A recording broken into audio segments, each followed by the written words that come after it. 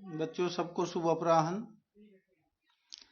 जैसा कि पहले की कक्षा में हमने बताया था आपको कि एक नई कविता को हम आज शुरू करने जा रहे हैं, जिसका नाम है लक्ष्मण मूर्छा और राम का विलाप, जो कि हिंदी साहित्य के भक्ति काल के एक महान कवि और राम काव्य धारा को जन जन तक पहुंचाने वाले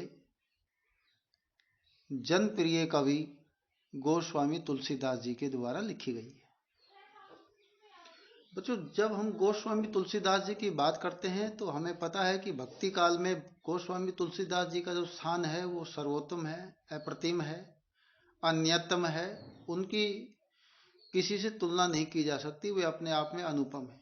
भक्ति काल में गोस्वामी तुलसीदास जी एकमात्र ऐसे कवि हुए हैं जिनका ब्रज भाषा और अवधी भाषा दोनों भाषाओं पर लगातार एकाधिकार रहा है, और अपनी इस विषय की पकड़ को उन्होंने ब्रज भाषा और अवधी भाषा में काव्य लेखन के द्वारा प्रस्तुत भी और प्रमाण भी दिया है। आज की जो कविता है लक्ष्मण मूर्छा और राम का विलाप, लक्ष्मण जी का मूर्छित होना और उसके बाद भगवान राम का एक आम व्यक्ति के समान विलाप करना। ये उस समय की बात है जब लंका पर विजय प्राप्त करने के लिए लक्ष्मण, राम और सीता जी अपने वनवास काल को पूरा करते हुए लंका विजय की ओर आगे बढ़ते हैं, और इस विजय पथ पर आगे बढ़ते हुए जब अनेक प्रकार लंका विजय के लिए रास्ते में आई हुई बाधाओं का एक एक करके सामना करते हुए आगे बढ़ते हैं, तो इसी श्रृंखला में लक्ष्मण का मेघनाथ के साथ मुकाबला होता है, और मेघनाथ के बाण से लक्ष्मण जी घायल हो जाते हैं। घायल होने के बाद राम जो है अनेक प्रकार से विलाप करने लगते हैं, तरह तरह की बातें उनको याद आती हैं, लक्ष्मण के स्वभाव के बारे में याद आते हैं, और सारी बातों को याद करने के लिए याद करते करते हुए एक आम व्यक्ति की तरह विलाप करने लगते हैं। सुसैन वैद्य जी के द्वारा इस बात का आग्रह किया जाता है कि हिमालय पर्वत से संजीवनी बूटी ला करके ही इस बेहोशी को, लक्ष्मण की इस बेहोशी को दूर किया जा सकता है, और यह कार्य भगवान राम की सेना में कोई और नहीं, पवन पुत्र हनुमान जी ही कर सकते हैं। तो ये संदर्भ है, यहीं से ही इस कविता की शुरुआत होती है। ये कविता अवधी भाषा में लिखी गई है। बच्चों, इस कविता के अंदर 3 छंदों का भी प्रयोग किया गया है, दोहा छंद, सोरठा छंद और चौपाई छंद। देखिएगा, आज के इस लेक्चर में 2 पद्यांशों के बाद कुछ प्रश्न गृह कार्य के रूप में दिए गए हैं, और उसके बाद मैंने दोहा छंद और चौपाई छंद को समझाने का प्रयास किया है। नीचे की तरफ देखें आप कि दोहा छंद आपने बच्चों ये 9th क्लास में पढ़ा होगा, 10th क्लास में पढ़ा होगा, क्योंकि राम लक्ष्मण परशुराम संवाद एक कविता आपने 10वीं क्लास में पढ़ी होगी, उसमें भी ये आया है, अवधी भाषा का ही प्रयोग हुआ है और उसमें दोहा चौपाई छंद का प्रयोग है।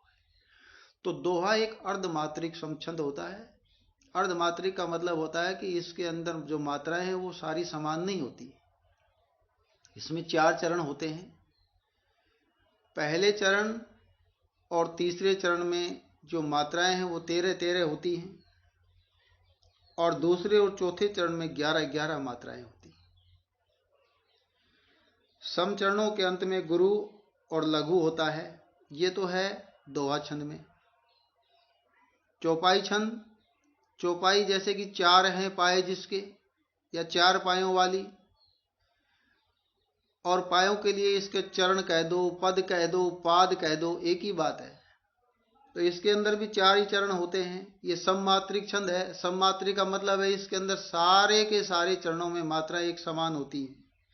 इसमें भी चार चरण होते हैं और प्रत्येक चरण में बच्चों 16-16 मात्राएं होती हैं। इसके अंत में 2 गुरु होते हैं। इनको पढ़ने का अपना एक तरीका होता है। इसकी जो शुरुआत है वो 2 दोहों से शुरू होती है और फिर चौपाइयाँ हैं। 20-18 पंक्तियां फिर चौपाइयाँ हैं, उसके बाद फिर एक सोरठा है। बट तो सोरठा जो है वो दोहे का उल्टा होता है। बात तो यही है कि ये भी अर्ध सम्मात्रिक छंद है, लेकिन इसके अंदर हमने बताया कि पहली और तीसरे चरण में 13-13 मात्राएं होती हैं। यहाँ 13 की जगह 11 हो जाएंगी और जहाँ दोहे में 11 लिखी हैं वहाँ सोरठे में 13 मात्रा हो जाएंगी, पर इनका स्थान परिवर्तन हो जाएगा, इसलिए सोरठे को दोहे का उल्टा बोलते हैं। तो इस कविता में इन 3 ही छंदों का प्रयोग किया गया है। और दोहा हमने खूब दोहे सुने हैं कबीरदास जी के। एक दो दोहे मैं पढ़ करके बताता हूँ। बड़ा हुआ तो क्या हुआ, जैसे पेड़ खजूर, पंछी को छाया नहीं, फल लागे अति दूर। कबीरा फल लागे अति दूर। ऐसी वाणी बोलिए, मन का आपा खो, ओरन को शीतल करे, आपहु शीतल हो। कबीरा आपहु शीतल हो। और बच्चों चौपाई पढ़ने का भी अपना एक तरीका है। इसके अंदर हमने बताया कि प्रत्येक पंक्ति में 16-16 मात्राएं होती है। जब हम इनको पढ़ते हैं तो इसको तोड़ लेते हैं, बीच में 8 मात्राओं को पहले पढ़ते हैं और बाद की 8 मात्राओं को बाद में पढ़ते हैं। एक ये तरीका है। एक ये भी तरीका है, चाहे हम 8 मात्राएं पहले पढ़ दें और 8 मात्राएं बाद में पढ़ दें, 7 मात्राएं पहले पढ़ दें, 9 मात्राएं बाद में पढ़ दें। इसका भी अपना एक तरीका होता है। जैसे मैं आपकी जो चौपाई है दूसरे पद्यांश में, मैं इसको पढ़ करके सुनाता हूँ। उहा राम लक्ष्मण ही निहारी, बोले वचन मनुज अनुसारी। अर्धरात्रि गई कपि नहीं आयहु, राम उठाई अनुज उर लायहु। सकहु न दुखित देख मोहि काहू, बंधु सदा तव मृदुल सुभाहु। मम हित लाग तजेहु पितु माता, सहेहु विपिन हिम आतप बाता। सो अनुराग कहाँ अब भाई, उठहु न सुन मम बच बिकलाई। जो जन तेहु बन बंधु बिछोहु, पीत बचन मन तेवहु नहीं ओहु। अभ्यास करेंगे तो आप कर पाएंगे, ऐसी कोई विशेष बात नहीं है। बहुत सी चीजें हैं जिनके लिए अभ्यास की जरूरत होती है, क्योंकि हमने तो इनको बार बार पढ़ा है। तो बच्चों शुरू करते हैं। संदर्भ मैंने आपको बताया है। अब पंक्ति शुरू करते हैं। पहला ये 4 पंक्तियां दोहे से हैं। तव प्रताप उर राख प्रभु, जेहू नाथ तुरंत। अस कही आयसु, पाई पद बंदी चलेऊ हनुमंत। भरत बाहु बलशील गुण, प्रभु पद प्रीति अपार। मन महु जात सराहत, पुनि पुनि पवन कुमार। बच्चों विशेष बात यह है कि इसके अंदर हमें एक एक शब्द के अर्थ को ध्यान रखना पड़ेगा। जहां भी हमें शब्द का अर्थ ध्यान नहीं आएगा वहीं पर हम इसकी व्याख्या नहीं कर पाएंगे। तव मानी तुम्हारा, प्रताप मानी यश, उर मानी हृदय में, राख मानी रखकर, प्रभु मानी प्रभु, जेयऊ नाम तुरंत, जेहूं जानकर, नाम तुरंत मानी अभी, अस मानी ऐसा, कही मानी कहकर, आयसु मानी आज्ञा, पाई मानी पाकर, पद मानी पैरों की, वंद मानी वंदना करके, चले मानी चल दिए, हनुमंत मानी हनुमान। भरत बाहु मानी बाजू। शील बल का मतलब है ताकत, शील का मतलब स्वभाव, गुण का मतलब है अच्छी बातें, सद्व्यवहार।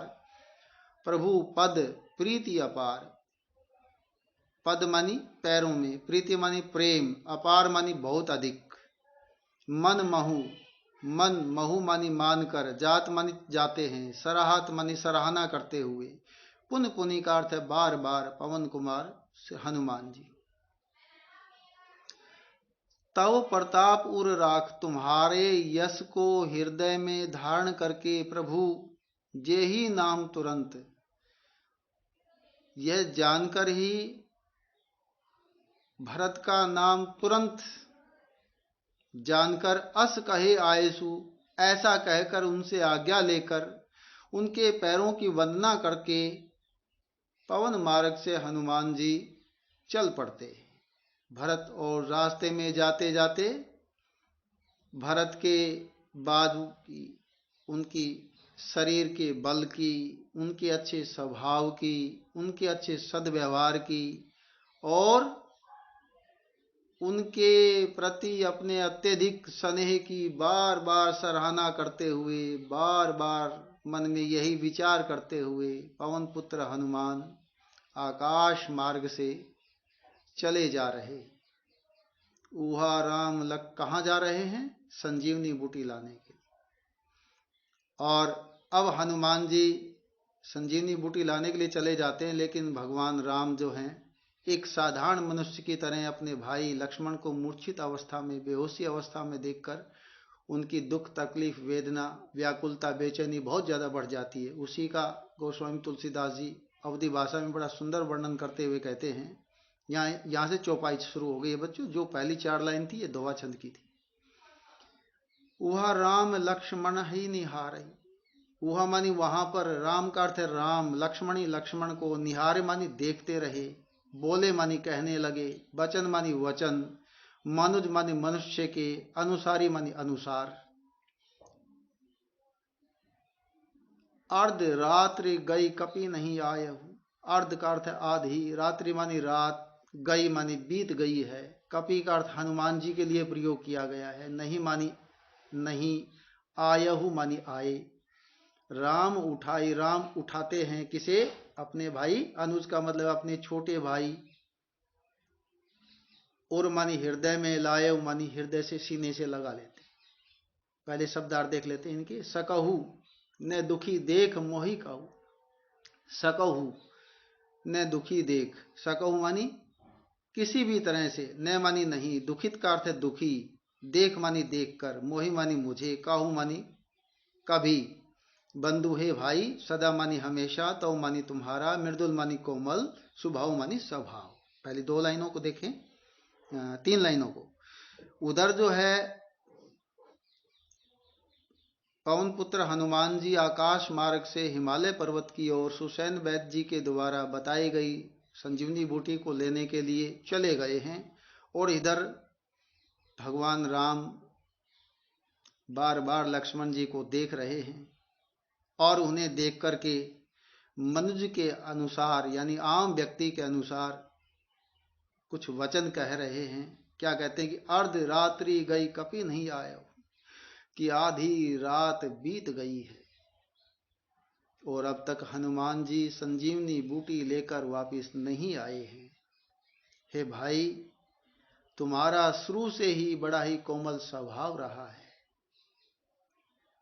मम हित लाग तजेहु पितु माता।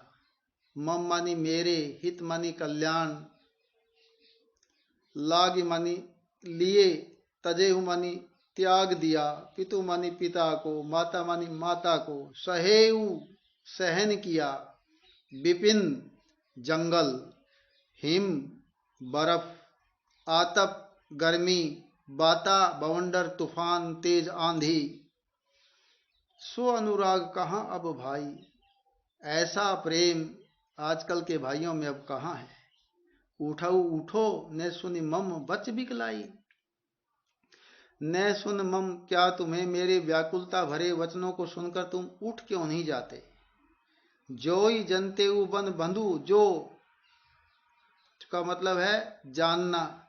जनतेऊ पता होता, वन मानी जंगल में आकर, बंधु अपने भाई से बिछोहू मानी अलग हो जाऊंगा।